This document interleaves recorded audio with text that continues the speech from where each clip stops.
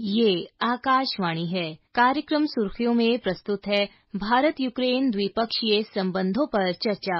इसमें भाग ले रहे हैं पूर्व राजदूत मनोज कुमार भारती। कार्यक्रम का संचालन कर रहे हैं स्पर्श सक्सेना। 1992 में कूटनीतिक संबंधों की शुरुआत से लेकर हालिया उच्च स्तरीय यात्राओं और रणनीतिक समझौते तक भारत और यूक्रेन के बीच संबंध काफी विकसित हुए हैं और हाल ही में प्रधानमंत्री नरेंद्र मोदी की यूक्रेन यात्रा भी संपन्न हुई है। 1992 में दोनों देशों के बीच राजनयिक संबंध शुरू होने के बाद से ये किसी भारतीय प्रधानमंत्री की यूक्रेन की पहली यात्रा है। प्रधानमंत्री मोदी ने भारत को विश्व बंधु के रूप में प्रस्तुत किया है, जिसका उद्देश्य भारत को एक वैश्विक शांति निर्माता और विश्व मंच पर एक सक्रिय खिलाड़ी के रूप में स्थापित करना है। तो आज इसी विषय पर विस्तार से चर्चा करने के लिए हमारे साथ जुड़े हैं पूर्व राजदूत मनोज कुमार भारती। धन्यवाद। सबसे पहले भारत और यूक्रेन के संबंध इतिहास के बारे में तो आपसे जानना चाहेंगे। जैसा कि आप सभी जानते हैं, सोवियत यूनियन के बिखरने के बाद जब यूक्रेन का जन्म हुआ तो भारत उन पहले देशों में था जिन्होंने राजनयिक संबंध स्थापित किए थे यूक्रेन के साथ। 1992 में जब हमने अपने संबंध स्थापित किए यूक्रेन के साथ, तो उसके साथ ही एक लिस्ट थी जो बायलैटरल रिलेशंस में इम्पोर्टेंट मानी जाती है कि किस तरह के संबंध हैं, किस किस तरह का सहयोग दोनों देशों के बीच में होगा। यूक्रेन सोवियत यूनियन का एक बहुत ही महत्वपूर्ण हिस्सा था। साइंटिफिक डिस्कवरी के लिए, डेवलपमेंट के लिए यूक्रेन ही वो जगह थी जहां पे सबसे ज्यादा काम हुआ करता था सोवियत यूनियन में। और जब वो अलग हुआ तो शायद बहुत कम लोग जानते हैं कि यूक्रेन को अगर यूरोप के अन्य देशों के साथ देखा जाए तो ये कंट्री क्षेत्रफल के हिसाब से यूरोप में सबसे बड़ा देश है और सबसे ज्यादा फर्टाइल भी है। इसकी आबो हवा कृषि के लिए बहुत ही लाभदायक है। तो इन सब कारणों से यूक्रेन एक बहुत ही पोटेंशियल और डेवलप्ड कंट्री बनने की राह पर था। जो कुछ भी 1990s के दशक में हुआ, जिसके कारण यूक्रेन ने अपने न्यूक्लियर वेपन्स को खत्म करने के लिए राजी हुआ यूक्रेन, वो सब केवल इसलिए था कि यूक्रेन को एक अश्योरेंस दिया गया था कि आपके अगेंस्ट कुछ भी अगर होगा तो हम आपकी मदद करेंगे। आप 90 के दशक में देखिए तो उसमें ही हमारे यहाँ एक पोखरण टेस्ट हुआ था और उस टेस्ट के बाद आप सबको याद होगा कि पश्चिमी देशों ने भारत के प्रति काफी कड़ा रुख अपनाया था। अनफॉर्चुनेटली यूक्रेन भी उनमें शामिल था और उसके कारण हमारे संबंधों में एक खटास आई, जिसका असर काफी दिनों तक रहा था। लेकिन 2015 तक आते आते एक नया ट्रेंड शुरू हुआ, जिसके तहत यूक्रेन को समझ में आ गया कि भारत जैसी बढ़ती अर्थव्यवस्था से अलग रहने का बहुत ज्यादा फायदा नहीं है और भारत से उन्हें बहुत तरह की सुविधाएं मिल सकती हैं, सहायता मिल सकती है और इकोनॉमिक डेवलपमेंट में चांसेस मिल सकते हैं। तो अगर आप देखें तो 2015 के बाद हमारे ट्रेड में बहुत ही जबरदस्त उछाल आया था। 2015-16 में जहां हमारा ट्रेड $1.2 बिलियन हुआ करता था, 2018 तक होते होते ये 3.2 बिलियन हो गया था। ये दूसरी बात है कि इस 3.2 बिलियन में हमारा एक्सपोर्ट यूक्रेन में केवल $500 मिलियन का था, जबकि यूक्रेनियन एक्सपोर्ट जो भारत को होता था वो लगभग 2.6 बिलियन का था। मेंटेनेंस एंड सपोर्ट जो हम करते हैं अपने एयरक्राफ्ट्स की, अपने टैंक्स की, जो सोवियत यूनियन के समय के बने हुए हैं, ये सब रिपेयर मेंटेनेंस यूक्रेन से ही होता है और हमारे साथ उनका बहुत अच्छा संबंध रहा है डिफेंस कोऑपरेशन में। भारती जी, 91-92 के बाद से प्रधानमंत्री मोदी पहले भारतीय प्रधानमंत्री हैं जिन्होंने दौरा किया और साथ ही में यूक्रेन के राष्ट्रपति ज़ेलेंस्की ने भी कहा कि ये एक ऐतिहासिक कदम है। ये दौरा कितना महत्वपूर्ण है और भारत यूक्रेन के संबंधों के लिए ये क्या संकेत देता है? जैसा कि मैंने अभी बताया थोड़ा बहुत 1992 से हमारे संबंधों का इतिहास, प्राइम मिनिस्टर लेवल पे कोई विजिट नहीं हुई थी और इस मौके पे जब प्रधानमंत्री मोदी यूक्रेन आए हैं और गए हैं, वो सचमुच एक बहुत ही ऐतिहासिक मौका है। 2-3 कारण हैं इसके। एक तो जो अभी युद्ध चल रहा है रशिया और यूक्रेन के बीच, उसमें भारत जो जैसा रोल अदा कर सकता है, उसके लिए ये विजिट एक महत्वपूर्ण कड़ी है। आप सब जानते हैं कि पिछले महीने प्रधानमंत्री रूस भी गए थे। वहां उन्होंने राष्ट्रपति पुतिन से बातचीत की और उन्हें भी फिर से उन्होंने कहा कि इस दौर में 21st सेंचुरी में एक युद्ध का स्थान कहीं नहीं देखा जाता है। उसके बाद उसके एक महीने के भीतर ही प्रधानमंत्री मोदी का यूक्रेन जाना इस बात को दर्शाता है कि भारत कितना अडिग है अपने इस प्रयास में कि इस युद्ध को जल्दी से जल्दी समाप्त किया जाए। दूसरा, यूक्रेन एक महत्वपूर्ण सप्लायर है इम्पोर्टेंट फूड ग्रेन्स का थर्ड वर्ल्ड कंट्रीज में, और जब तक ये युद्ध हो रहा है तब तक इसमें काफी सारी बाधाएं हो रही हैं, उत्पादन में भी और निर्यात में। भारत चूंकि थर्ड वर्ल्ड कंट्रीज के इंटरेस्ट को काफी क्लोजली देखता है, काफी नजदीक से देखता है, उस हिसाब से भी भारत का ये प्रयास कि युद्ध जल्दी खत्म हो, प्रधानमंत्री मोदी का यूक्रेन दौरा, वहां के प्रेसिडेंट से बातचीत, ये सब अपने आप में एक सीरियसनेस दिखाता है भारत के प्रति कि भारत कितना ज्यादा कंसर्न्ड है थर्ड वर्ल्ड कंट्रीज के इंटरेस्ट को लेकर। भारती जी, दोनों देशों के बीच सहयोग के कौन कौन से क्षेत्र हैं और वो कितने महत्वपूर्ण हैं? इसमें ट्रेड, जैसा कि हमने अभी बताया कि भारत यूक्रेन से क्या क्या चीजें लेता है, और भारत से यूक्रेन को जो फार्मास्यूटिकल सप्लाई होती है उसका यूक्रेनियन राष्ट्रपति ने भी जिक्र किया है, और वो इस बात को अप्रिशिएट करते हैं कि भारत उनके यहाँ एक फार्मास्यूटिकल प्रोडक्ट्स को सप्लाई करने का एक बहुत ही रिलायबल सोर्स है।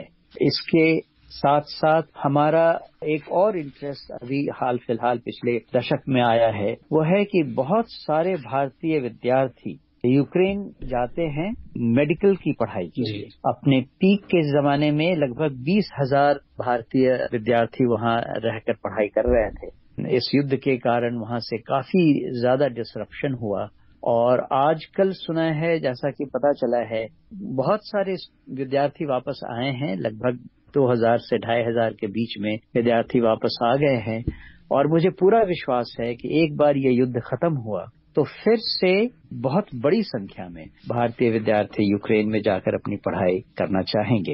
इसके साथ साथ हमारे यहाँ कल्चरल रिलेशनशिप भी बहुत अच्छा है। बहुत सारे यूक्रेनियंस को इंडियन कल्चर में, इंडियन डांस में बहुत नजदीकी रुचि है, बहुत प्रगाढ़ रुचि है जी। और हम उनको बहुत सारे स्कॉलरशिप्स भी देते हैं, चाहे वो ICCR का हो या आईटेक स्कॉलरशिप के हिसाब से हो। एक बहुत लंबी लिस्ट है उन लोगों की जिन्होंने इंडिया से किसी तरह का प्रशिक्षण लिया है और उसके बाद वो गवर्नमेंट पोजीशंस में काफी आगे आए हैं यूक्रेनियन सरकार में। इन सब के साथ साथ आप अगर देखें तो हमारा पीपल टू पीपल कांटेक्ट भी बहुत अच्छा है। भारतीयों का एक बहुत बड़ा समुदाय यूक्रेन में रहता है, जिसे उनके आदर्शों के लिए, उनके काम करने की प्रतिभा के लिए और उनके यूक्रेन से प्यार के लिए बहुत रिस्पेक्ट से देखा जाता है। ये समुदाय इनफैक्ट भारत के राजदूत की तरह ही वहां पे काम करता है जी। इन सब को लेकर मैं कहूंगा भारत और यूक्रेन के संबंध बहुत ही प्रगाढ़ है आज की इस तारीख में भी।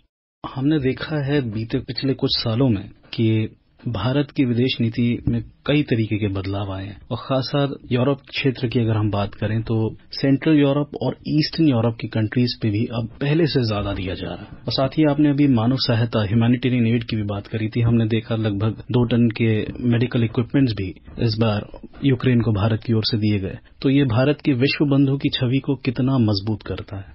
आपने एक बहुत ही महत्वपूर्ण बात कही है, और ये बात नोटिस करने लायक है कि पिछले 5 सालों में भारत ने एक पॉलिसी बनाई है कि जहां जहां भारतीय राजदूतावास नहीं थे उन सब में हमारा प्रेजेंस हो, और उसकी शुरुआत की गई है सेंट्रल यूरोप के बहुत सारे कंट्रीज के साथ साथ। हाल में ही बहुत सारे देशों में, लिथुआनिया, लातविया, एस्टोनिया वगैरह में हमारे राजदूतावास खोले गए हैं।